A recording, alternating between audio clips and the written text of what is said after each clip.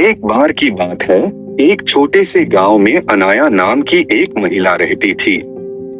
वह एक दयालु और अच्छी इंसान थी जो हमेशा अपने और अपने परिवार के लिए अच्छी चीजें चाहती थी। अनाया के पास एक प्यारा पति और एक खूबसूरत बेटी थी, लेकिन उसकी सास शांता उसके प्रति बहुत अच्छी नहीं थी। शांता अक्सर घटिया बातें कहती थी और अनाया को दुखी करती थी। एक दिन जब अनाया बाजार में घूम रही थी तो उसे एक विशेष दुकान मिली। दुकानदार एक बूढ़ा और बुद्धिमान व्यक्ति था।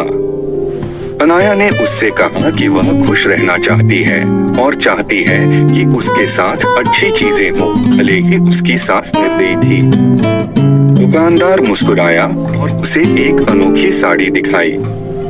उन्होंने कहा कि यह जादुई साड़ी है और यह उसके जीवन में सौभाग्य और खुशियां लाएगा। अनाया ने जादुई साड़ी खरीदने का फैसला किया, तुरंत उसे पहन लिया। जब अनाया ने जादुई साड़ी पहनना शुरू किया तो चमत्कार हो गया। उसकी सास अनाया के साथ बुरा बर्ताव करने की बजाय उसके साथ प्यार और सम्मान से पेश आने लगी। अनाया बहुत खुश थी क्योंकि उसकी सास उसकी सबसे बड़ी समर्थक और सबसे अच्छी दोस्त बन गई थी। गांव के लोग इस बदलाव को देखकर आश्चर्यचकित रह गए। जादुई साड़ी की वजह से अनाया के परिवार में खुशियां आने लगी। गांव बहुत अच्छी जगह बन गया और अनाया का पति सफल हो गया। उनका घर हमेशा प्यार से भरा रहता था और सभी का आपस में मिलजुल रहता था। अनाया की बेटी एक प्यारे और देखभाल करने वाले घर में बड़ी हुई और वह बहुत खुश थी। जादुई साड़ी की कहानी दूर दूर तक फैल गई और लोगों को दया और क्षमा का महत्व सिखाया।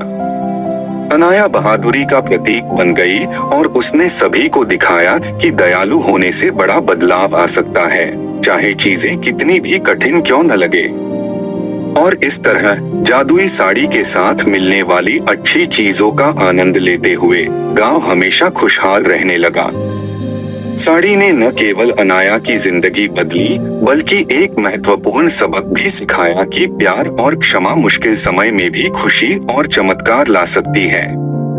मोरल: दूसरों के प्रति दयालु होने से हम उनके और हमारे जीवन में भी खुशियां ला सकते हैं।